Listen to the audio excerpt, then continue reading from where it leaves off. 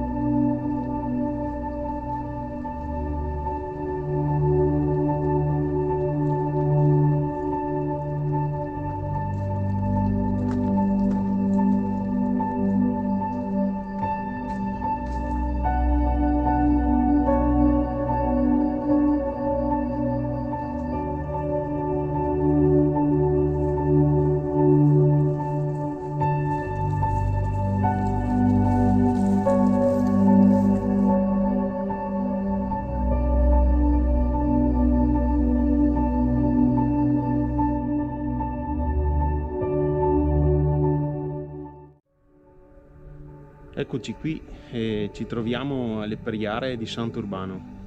È un'area naturale in collina, diciamo, e praticamente Priare perché in lingua veneta Pria, pietra, e quindi pietraie intese come cave di pietra.